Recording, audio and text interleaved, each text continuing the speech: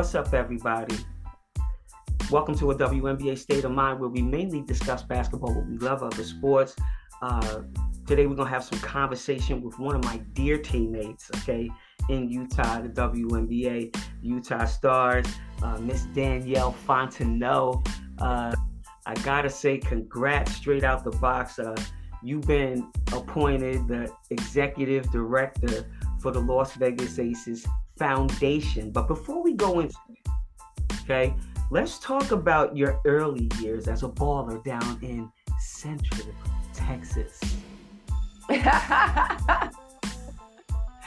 talk about it, Goody. Look, I'm just happy that I'm here with my coffee, my PJs on my patio, having conversations with my girls. So this is good stuff for me from my heart. So basketball, and you at Baylor and good old Waco. Now, before we even got to Baylor, you know, you're a young kid kicking it around in Texas, and you know, you hooping it up from, you know, your early years. I mean, I was a PAL kid, so that was the basketball league for us to help us grow. You know, I don't know if you came through the Boys and Girls Club, or you did the YMCA as you came out, and then you go into high school. Talk about that, and you know, who were your influencers then? It's a wild situation because I didn't play basketball. You know, like how some people like, I started playing basketball when I was 3. I had a basketball in my hand. Yeah, that was not me. I was always just an awkward kid. And I happened to be tall. What I wanted to do was a lot of things in the arts, like dance, and I wanted to model and be on TV and all that stuff. And I went to a magnet school, which is a school that provides dance, different extracurricular activities for their students. And so I went there because of all the things that they had, like acting and dance and drama, all the stuff that I could do. And when I went there, I actually played basketball. So I did not pick up a basketball until I was like in the 6th, 7th grade, which is considered, you know, late if you think about like someone wanting to play professionally. But that's where I first started playing basketball in my middle school in 5th Ward in Houston. And I didn't know anything about it. And I just happened to be good at it. And so I literally did everything, Goody, in middle school. I was a cheerleader. I did dance, drama. I ran track, and I did basketball and volleyball. So I kept my parents busy. So I was that child that just had, you know, wanted to be in activities. But I saw that basketball was something that I started to be good at. And then I kept growing. Like I thought I was gonna be like regular height. I was like 5'10" in middle school. I was taller than my mom and dad by the 8th grade. Wow. Yes. And so I ended up going to North Shore High School and in Houston. And then that's where I really started to concentrate just on basketball, track, and volleyball. And by my junior year, I knew I needed to make a decision because I was being recruited. And I was like, okay, my senior year, I'm gonna just do basketball. And in the 9th grade is when I started to do AAU basketball. So I never played at the Y or in at like the Boys and Girls Club and things like that. I really was just that girl that played in the yard with her cousins and just put up shots on a makeshift basketball, like the one that don't have no net, just a rim. And so I would be in the driveway with my dad or cousins playing ball in that type of way. And 9th grade is when I actually started to play organized ball outside of high school. So thank you to AAU basketball is where I really started to get exposure and play against other talents in Texas. Yeah, absolutely. And, you know, that's just a golden nugget, for me to know too, as well. You know, you're with people and we really don't get to know everything about each other, you know, so that's a great story. And that leads right into the next question, which I was going to ask you.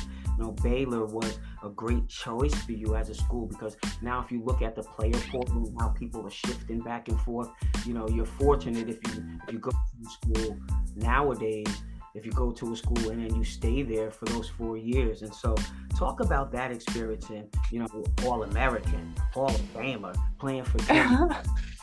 Right. You know what? And this is it funny because I always, I literally say to people that I did not want to go to Baylor. I was being recruited, and I was surprised at how much I was being recruited, and I had a lot of options, which was a big blessing.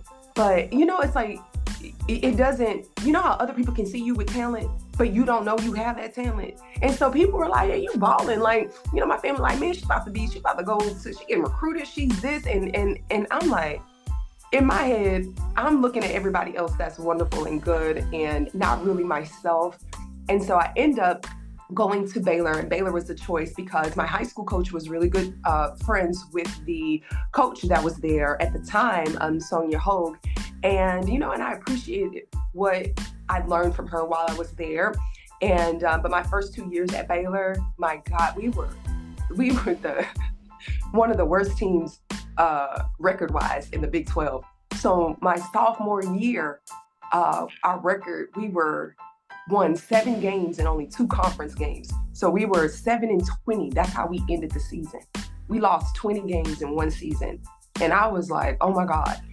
And I knew I wanted more, and I wanted to be a better player. And I knew I had potential in me, but I just wasn't, I could tell that I wasn't learning what I needed to do to be better. And so I went and spoke with the athletic director. I was terrified because I told my dad, I was like, I'm leaving. I'm going to leave. I'm taking me and my basketball going somewhere else. I was like, I can't do it here. And he was like, we don't quit. He was like, we're not quitting. He said, you want to do something and something needs to change with the program, you're going to have to go talk to somebody.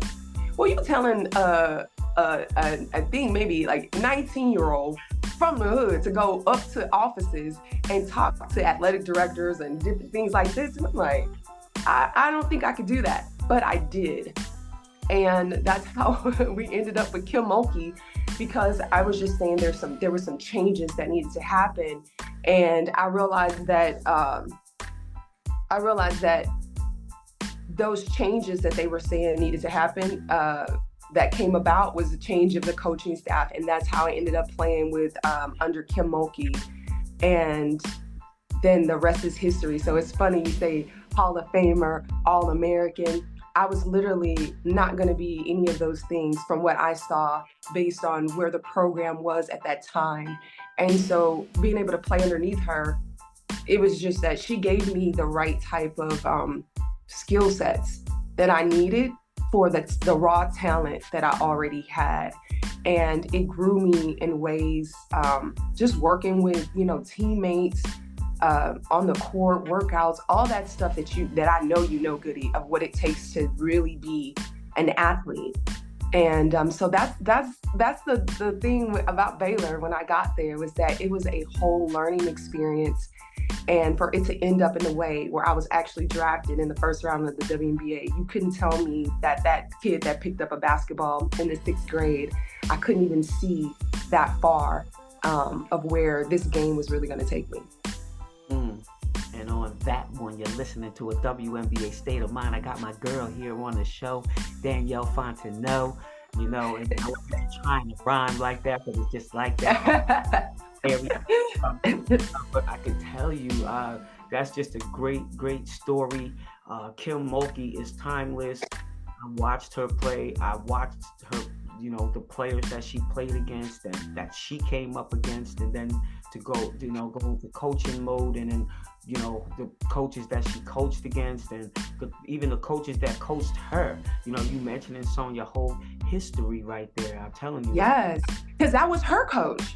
So it's a wild situation. She was at Louisiana Tech underneath Coach Barmore, who's at Louisiana Tech. And so Kim was associate head coach. She had played there, came on the coaching staff there, and got to associate head coach. And it's wild because I think it was a thing for her too. She was at a point where she was stretching her career as a woman coming underneath a coaching legend, and then what she had already done for the school, and then really stretching herself. So it was like, we were both in that mode of I didn't know at the time, but she was stretching in her career. And even like, you know, as a teenager, I was stretching in mine, and coming together and working together to do something with that program is, I guess, what my dad was trying to tell me, to go to a school where I could bring about change. So it's not always going to the school where, you know, I was like, I want to go to the one that had the best record, all the best players. And my dad was like, well, don't you want to go somewhere where maybe they're not the best and you could be the one to help bring some change about? And so at 19, I didn't get that concept, but I'm glad that he could have that foresight and see that my name would always be remembered there. So now at Baylor, I'm one of the first, you know, WNBA players alongside one of my teammates that got drafted that year. And that had never happened in Baylor. So that is how I actually became a part of history there. Fantastic story. And, you know, it's just great because, like, everything that we're talking about is like a precursor to the next question. You played in the W, you played in Greece, you played in China, you played in Israel, God bless, and you played. I did. Talk about how basketball helped define your skills, you know, preparing you for the workforce. It did. When I say prepared me for the world, it dumped me in there so fast. Let me tell you, like, it's what I'm saying, a mindset of that I was in as a child. And I really do have to say child, because when I went to college, I was 17. And you have to go back and think about what you actually knew about the world at 17. And I didn't know much at all. And it was funny being drafted, because then I felt the pressure. I felt pressure of just expectations, like my family and what this meant. And it was really big. And I was shaking in my boots, like coming to Utah, living, you know, somewhere else and actually getting paid for this game. It really, I knew basketball, but I did not know the business of basketball, which is why I didn't stay in the league long. It was not because of talent. It was my emotional capacity to be able to really know that I had shifted from college and now this was actually my profession. And so going overseas that first year when I went to Greece after my first season at Utah, I thought I had failed. And going overseas, where this could have been like an amazing, wonderful experience for me. The first time when I went overseas to Greece, I just felt like I'd never been out of the country. I ended up there like in the middle of the night. My agent came. I mean, you know, like you have your rep from the team come pick you up, and I didn't know the language, and a lot of people don't take in that you are going over to work. You talking about women that go to work in places where they don't speak a language, and all they speak is basketball most often. And what we have to do when we go over there to play this game we love, so that we can earn money and take care of ourselves. And so at that time, I cried the whole time I was over in Greece, because I was like, oh my gosh, how did I get here? I was missing my family. And I was having just a tough time adjusting, but I did adjust, and it took time. And I feel like I went through that so I could actually talk to women right now that maybe did not make it in the league and feel as though they failed, because that is not what this is. The league is attempting to grow to house all the amazing players that we have, all these first round draft picks, all these draft picks in general, to have space for that. And so now being on the other side and seeing that, I'm like, I actually got to go to places that my child mind at that time couldn't even fathom. So going to Spain, Israel, and seeing these places really blessed me. But at the time while I was in it, it was kind of tough for me initially to see what the opportunity that was in front of me, only because I was thinking that I wasn't good enough to play over there. And that's not what that was. It wasn't that at all. And I'm pretty sure you can, you know, talk to that too, Goody, about what it's like to, you know, have to play somewhere else, because you played somewhere else before there was even a WNBA. And that's why I rock with you, because you are a trailblazer. you're the one that before there was WNBA, when there was ABL, when there was nothing, you was still balling and paved the way for people like me to be able to have a place to play here in their own, on their own, like in their own backyard. So I appreciate you for that. Yeah, I appreciate that. I appreciate the love. Take all the love I can absolutely get. Yeah, definitely. There was no other options, for a couple of years, probably about 4 years before, the ABL and the WNBA came along. So, I really loved the places that I went, and play in Brazil for 7 years, that's really fantastic. And to get to stay in one country for such a long period of time. I did play in Barcelona, Spain. You did? Spain was dope. Like once I really found, I had to get past the fear of being out of my element. Like people don't know, like to go over to another country and work when you don't know nobody and you're by yourself at such a young age, it could be jarring to be that young by myself. I'm just made 21, something like that. And I'm in a different country, really taking care of myself, like for real taking care of myself.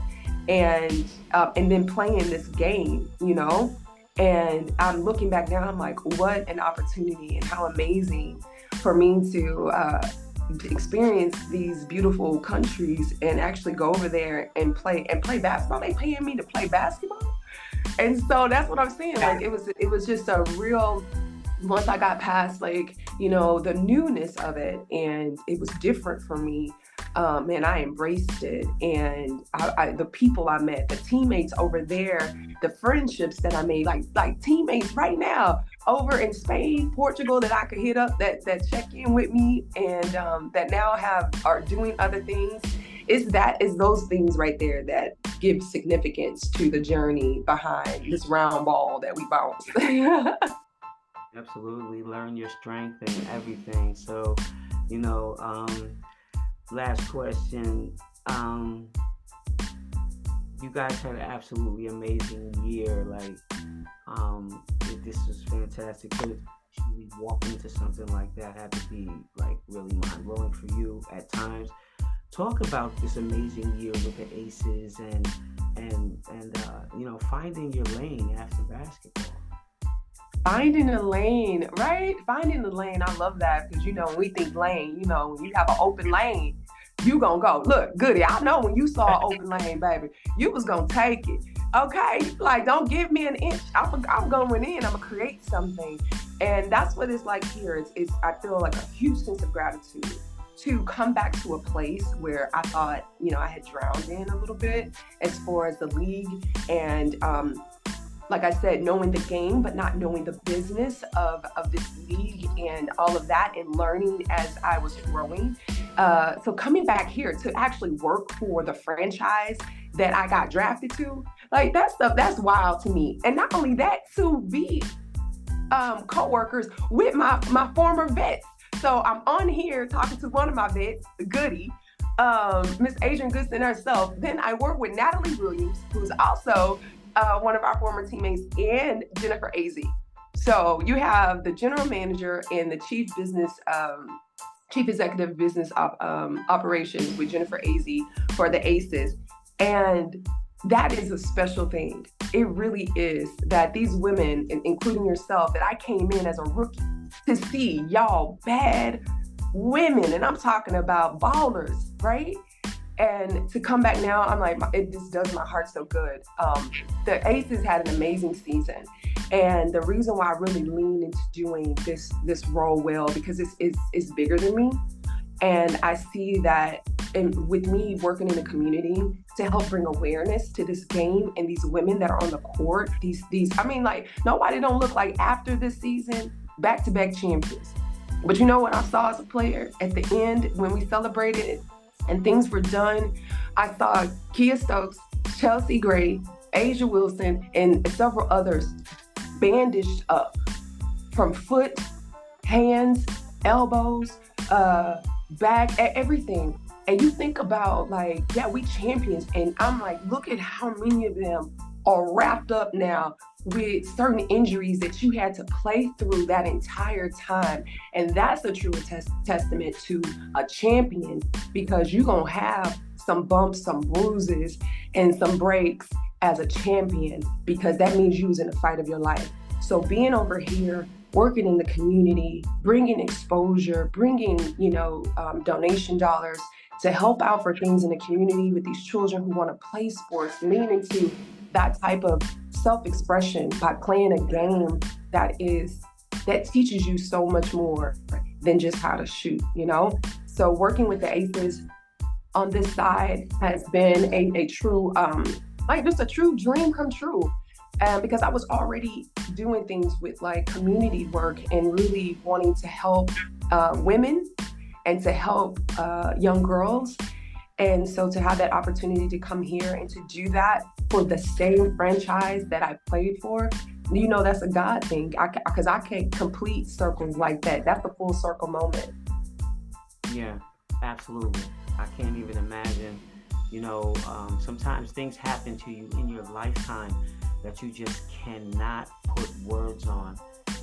Only a Hallmark can explain what you Exactly. And so you're in it. You guys are obviously in it to win it. I'm glad to be an extension of that and a part of that. And I'm sure that next year, I just being a part of coming back every single year. The first year where it was like 15 of us. We came individually, Goody. We came in like 4 by 4. And let me tell you real quick, because I know I got to tell you something that moved me about you. All right, so look, as my vet, when I got there, for y'all listening, Goody, y'all see how wonderfully kind that this woman is. She was always kind, but that don't mean that she still fooled with you. Y'all hear that accent? That mean that this woman, for real, was about her business. And what was so dope about you is that I knew that, look, you was a vet, don't come in here playing. But at the same time, I could tell how much you cared. Like, it was just little things that you did and said that I could just see that even though I was young, I was like, this woman really cared, just that we good. But she also take this game, seriously. And so the alumni thing, I saw you shed tears. And with seeing your face on this poster, and it moved me because I realized the same thing that it's like it hits you when you see this and you see how far you've taken this. And so with this alumni initiative, and where we were able to reconnect, and I got to see you, hug you, tell you how much I appreciated, like 19-year-old Danielle appreciated you, or 21-year-old Danielle appreciated you when I came there to Utah. And for me to see the emotion you had during alumni weekend, when it was just 4 of us due to COVID, getting up to like 44 of us, I believe this last time, and maybe even more, like how it's continued to grow. And that's not a league initiative. That's an ACES thing that Nikki Fargas and Mark Davis worked together to put. And it's because you have to reach into the women that played this game and helps carry it forward and show them how much they're appreciated. So for me to see the emotion within you about just simply just having your face on a poster here at the ACES that was handed out at the game, I was just like, you should get those flowers all the time. And that's why when you said, D, we gonna do a podcast, I'm like, I'm showing up. And because of what you've done for this game, what you continue to do for this game, and how you show up to help, I'm grateful for that. Thank you so much. Don't get me all welled up and everything like that. So y'all know that this gangsta Goody, baby, got this part out of this world. And that's what's so dope to me, that y'all can hear this, like this, that voice that immediately lets you know where she's from. Y'all know where she's from as soon as y'all hear Goody with this accent. She's that type of woman that you don't play with, but at the same time, your heart is amazing. And It just is. It just is. And for me to be able to see it and to give you a hug and to be like, man, thank you so much. That's a gratitude that you really, I don't know, it's hard to put into words. So Yeah, absolutely. And I think that the rest, everybody else will, have a testimony as well in regards to that, and we're gonna take it out of here with you on this next one because you're listening to a WNBA State of Mind. I got my girl Danielle Fontenot on here on the show, showing out, giving up stories, putting out little nuggets, and sharing in a couple of experiences that we had as players. But now we all grown. So grown, come on, real grown, goody. Is there anything, all right, you want to put out there? Events, how to contact you as a fan or for business? For business, absolutely. I can be reached for business wise. And my own personal thing that I do for Inner Work, which is helping with women and young girls that are coming up through basketball, dealing with emotional things. You can reach me at Danie at theinnerwork.com, and that's DANIE at theinnerwork.com. And work is spelled with an E, so WERK. And also my Instagram. I'm on there too with the Inner Work, spelled the same way. And for anything with ACEs, it is D Fontenot at theacesfoundation.com.